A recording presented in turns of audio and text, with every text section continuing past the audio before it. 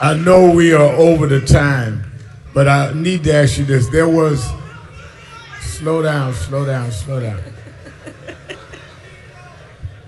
I promised Miss Harris a certain time. I'm going to respect the time because I need her to come again.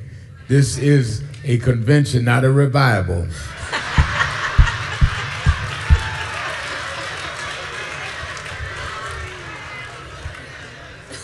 It was debated in your campaign in 107 days that whether you should talk to people like Joe Rogan and hard right-wing people in media.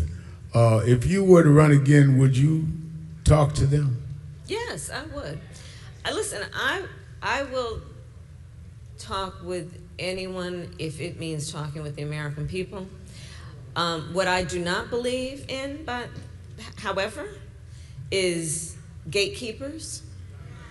I do not believe in the theory some people would push, which is that you got to go talk to that person to talk to the people. I don't believe that, and I don't believe in that, and I don't believe in gatekeepers.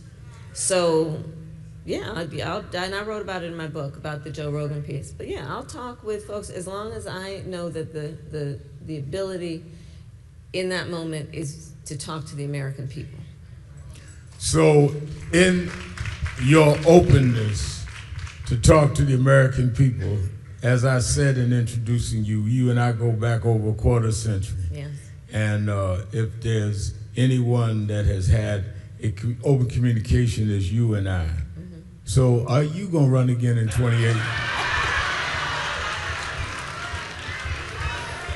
So, okay, I tried to be subtle, but I just figured I'd go right at it. Well, that's as subtle as Reverend Al Sharpton could ever be. We love you for many things, but not being subtle. Listen, I might. I'm thinking about it. But let me say this. I am thinking about it. But let me also say this. Look, I served for 4 years being a heartbeat away from the presidency of the United States.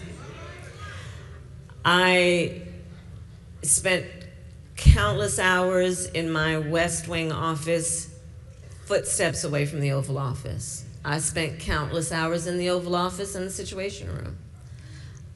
I know what the job is, and I know what it requires. I also know, one of the things that I've been doing, Rev, is I've been traveling the country the last year. I've been spending a lot of time in the South and many other places. And the one thing I'm really clear about also is the status quo is not working and hasn't been working for a lot of people for a long time. And part of the issue is the need to get rid of some of the bureaucracy in government and to understand that the people they don't want process, they want progress.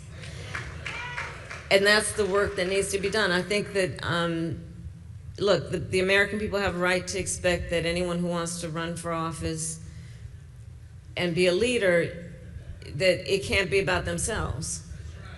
And what they want for themselves, it's got to be about the American people.